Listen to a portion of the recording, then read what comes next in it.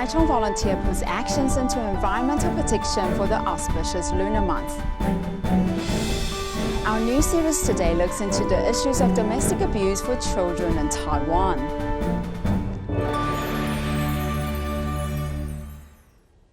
Welcome to DaAi Headlines. I'm Joyce Ho. Thank you for joining us. August 19th is the first day of Lunar 7th month this year. Despite the pudu offering traditions, the 7th Lunar month is an auspicious month in Buddhist teachings. Taichung Tzu Chi volunteer Weng Mingci has refrained from burning joss paper for more than 10 years now, devoting to environmental protection actions in his everyday life. Other vendors in the market will save their recyclables for this volunteer to collect. He's more hardworking than we are. His regular customers will routinely put their recyclables at their storefront. Our customers will bring them here when they know we collect them.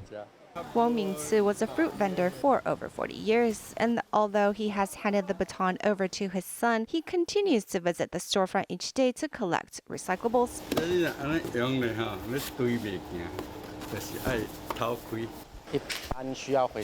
We pre-sort here the basics, then take it home. My dad will sort it in more detail later. Wong and his wife also practices vegetarianism when they offer up items to the ancestors, as well as cutting out burning joss paper. These practices were something they had to get used to. When we put up offerings, I asked my daughter-in-law not to burn joss paper. Then, in the middle of our ritual, someone felt it was weird to not burn joss paper and went out immediately to buy some. From that point forward, they became joss paper free.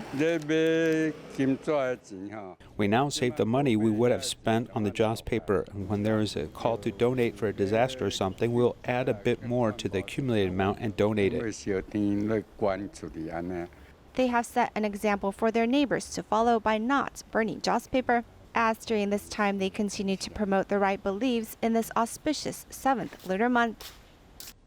3 years after the retirement of Yunlin Douliu's Jianchen recycling point, it was transformed into a Tzu Chi office for the local volunteers. Although it's no more than 66 square meters big, its approximation to the city center and ease of transportation will sure be helpful for volunteers' study sessions and meetings. On this day, Tzu Chi Jianchen office in Douliu, Yunlin is open, and volunteers are here to celebrate.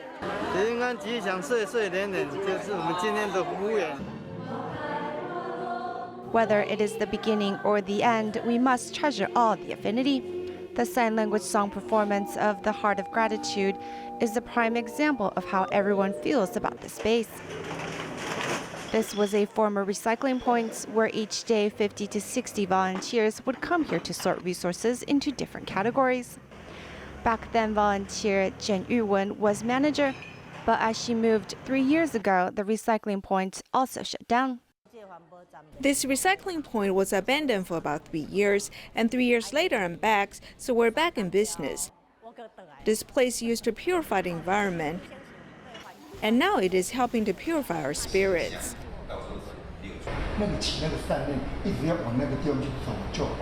During this pandemic times, volunteers have been unable to head to Douliu Tzu Chi Hospital to have meetings. But thankfully, this place is not too far from the hospital, and after 2 months of remodeling, the recycling point has been transformed into the newest Tzu Chi office. We can hold small intimate meetings here or study groups. Changing this place into Tzu Chi office is great. It's centered in the city and easy access for transportation, as well as it can recruit neighbors to Tzu Chi.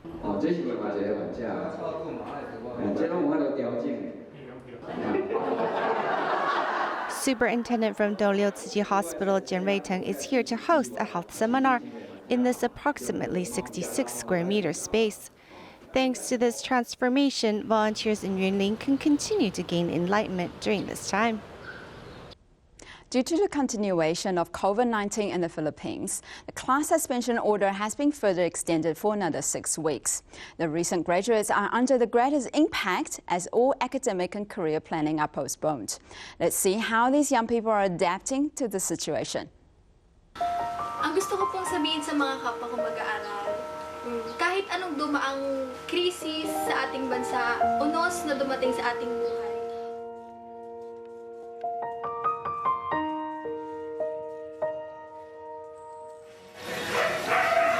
Annie, who is sweeping the floor, is obviously depressed. She is originally a college fresh graduate of this year. Now, she can only stay at home during epidemic prevention period, and her future is uncertain. I should have graduated in this semester. However, owing to the pandemic, I can't go in for internship at the company I applied before, so I can't get the credits and hence can't graduate. Feeling frustrated while being stuck at home, Annie took initiative to send out her resume, hoping to be recruited as online customer service representative to relieve her family's burden. My mother lost her job temporarily, and my father is working overseas and hence can't send money home. But I told myself to take the long view. As long as we don't give up, we can always realize our dreams successfully and can also help our beloved ones. During the epidemic, some young people are pessimistic while some encourage themselves. Don Lopez, a college student who majors in architecture but couldn't graduate as scheduled, helped out at his family's grocery store and also took up online freelance design jobs. I am a freelance designer. I'm an online freelance designer and is also able to design trademarks or any visual art items. The income from the grocery store is not enough for our family. I have to work harder so as to relieve the financial burden of my parents. The COVID-19 epidemic has impacted many people's life. Instead of being pessimistic, it is better to calm your heart, change your mind, and find a way forward.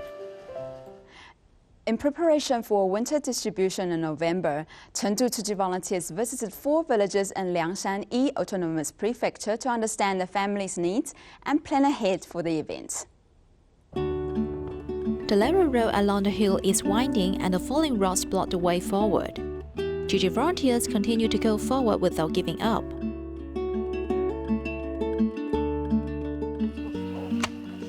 With a fruitful harvest of potatoes and livestock everywhere, the villagers of Yi Autonomous Prefecture in Liangshan still have a difficult life. Owing to its remote location, traffic is not easy. This creates a problem in sending out the harvest produced from villagers, as the cost is relatively high. So it is quite difficult to increase villagers' income, even though the harvest is bountiful. Although life is hard, there is love and support from volunteers who go to find out what villagers need, getting prepared for the delivering warmth and compassion in the coming winter. The new year in the Yi Autonomous Prefecture is quite early, at around November, so we may do the distribution earlier. That's why we come here to visit every household, trying to understand their needs and getting prepared for the winter event. Volunteers went through 3 townships and 4 villages to ensure the delivery route is smooth, benefiting 429 households. In order to thank 650 sanitation workers for their contribution, Taichung Tzu Chi volunteers prepare refreshing materials to help them get through summer. There are cold towers to cool down instantly, sports drinks to replenish, and Chinese herbal teas to reduce pathogenic fire and heat. These 2 herbal teas, especially prepared by our Chinese medicine doctors, known as He Qi tea. They have 2 characteristics. One is to enhance our immunity, and the other is to strengthen our lungs. In a day of the scorching summer, Tianjin Tzu Chi volunteers went to visit 650 sanitation workers and expressed their gratitude by giving them refreshing materials. Every item to prevent heat stroke and provide cooling effect touches me very much, and all of them are what we really need. In addition to giving supplies, volunteers also sang and danced to cheer up sanitation workers and inspire them to give back to society. I hope there will be an opportunity in the future for me to contribute myself. The number of children suffering from domestic abuse has been increasing over the years in Taiwan. In the past year, there were more than 73,900 reported cases of suspected abuse. In our new series today, we're taking a look into the plight of these children.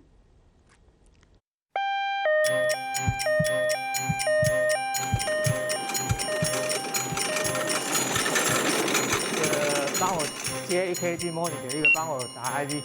脚上有一个淤青的伤口，关节有肿胀的情况哈。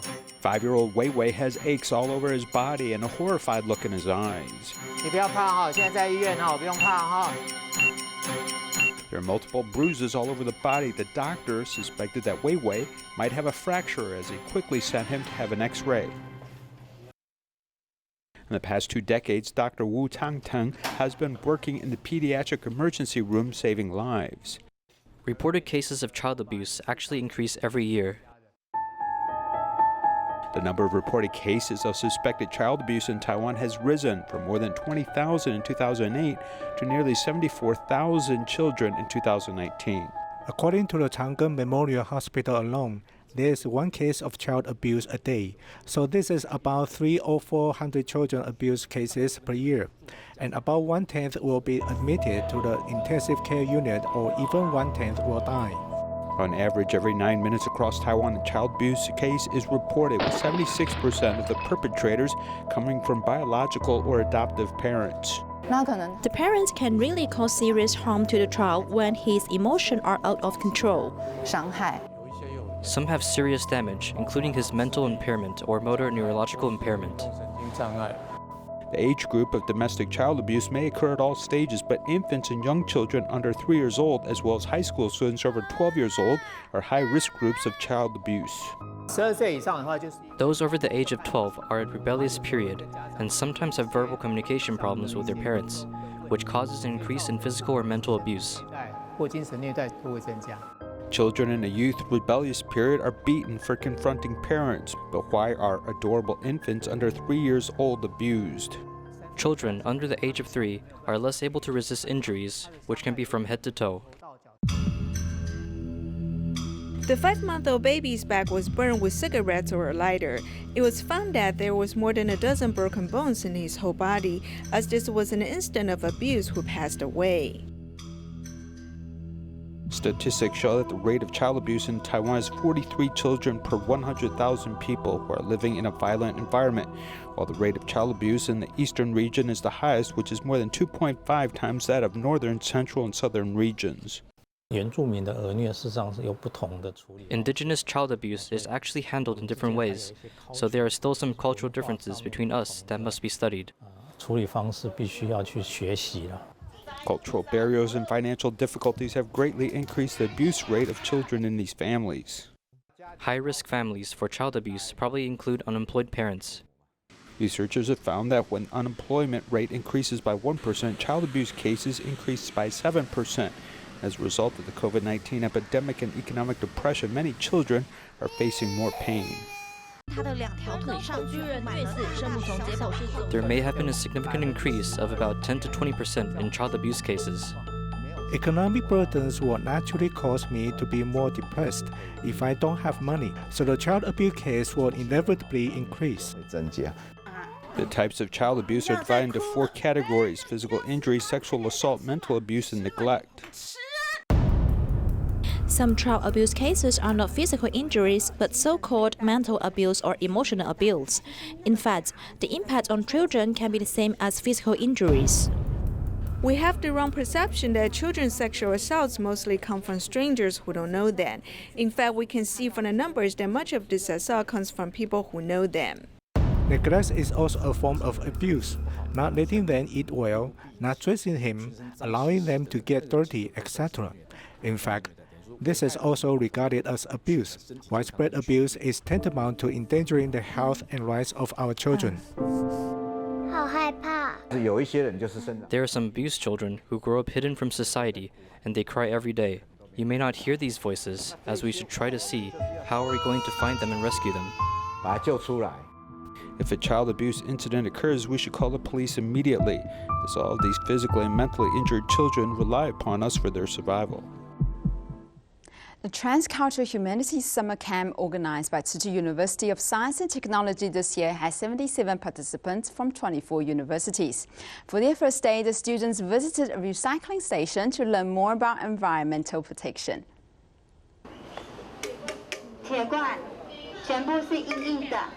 The volunteer is explaining the categories of different recyclables with action.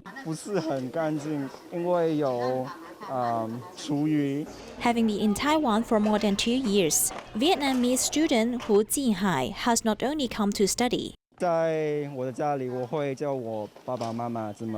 At home, I'll teach my parents to sort garbage. I think here is better because we can recycle a lot of things. As our resources are limited, we must cherish them.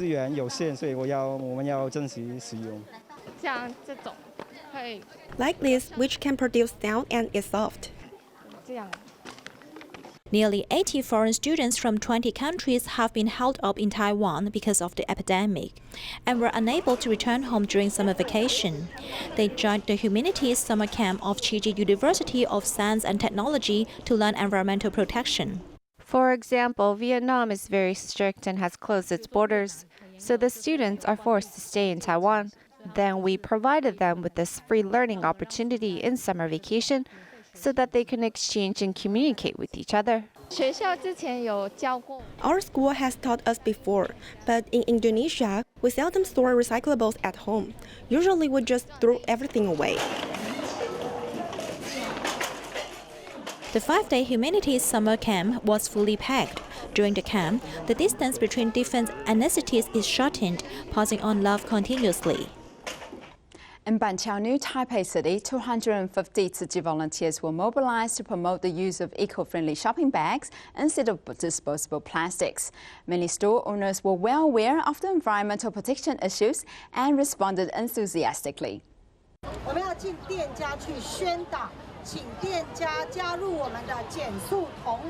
250 Tzu Chi volunteers divided into 5 groups to go to different stores to promote the reduction of plastic bag usage. We go to every store 1 kilometer around us to promote the campaign of Shop with Your Own Bag to storekeepers. We hope the customer will also respond to this event. Many people respond to the campaign. Some storekeepers even offer discounts to support the event. We will give a special offer, like adding more food for the customers.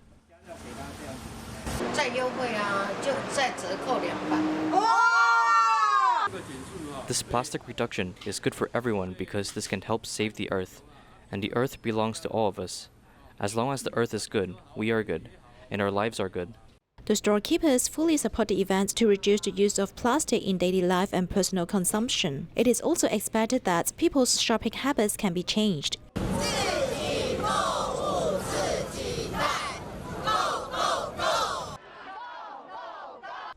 The landscape pond at the entrance of Taipei Tzu Chi Hospital is a scenic area for visitors to relax and unwind. Unfortunately, erosion over the years led to pond leakage.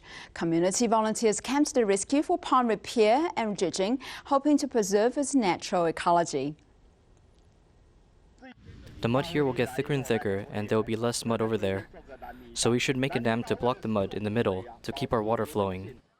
Tzu Chi volunteers explained to the medical team how to make repairs to the pond. This time, the project is mainly to remove silt, repair leaks, and return clean water to the pond. The water is pumped from here to the top and goes to the tail end of the arched bridge. It flows here. Water circulation in our lotus pond won't produce any sewage. Picking up a pen and paper and drawing illustrations, the horticultural and landscape maintenance skill of this volunteer have been honed since the 9/21 earthquake, when assistance was provided for reconstruction in various places. In each aspect of construction, the team divides the work just like a professional work crew. We learn by doing, generating a little wisdom. Although it is difficult and sweaty work, we are learning all the time, and we are able to contribute to Tzu Chi's path, as this allows everyone to be filled with joy. I'm really touched by them. From before this hospital was built till this time, which is 15 years since we started. Their support has given us all this atmosphere of love, as the entire medical staff are grateful.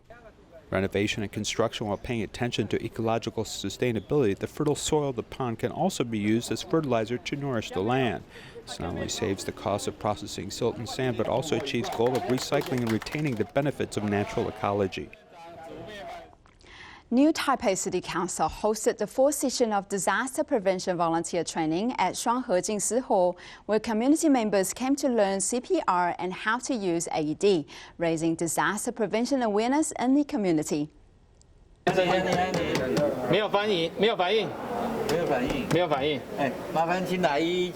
No reaction and no breathing. Quick, administer CPR. Learning to control the compression rate for CPR, this building security guard is finding this course very useful. In our community, there are a lot of seniors, and if something happens to them, this skill will come in handy in an emergency.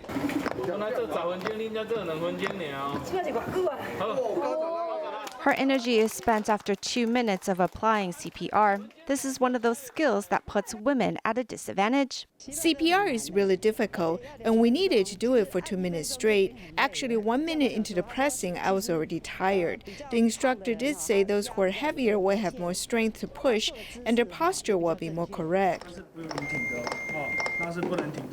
Besides learning CPR, the course also covers how to use an AED. New Taipei City's fourth session of disaster prevention member training incorporates textbook lessons as well as hands-on training, as the most important thing to keep in mind in the case of an emergency is to stay calm. Sometimes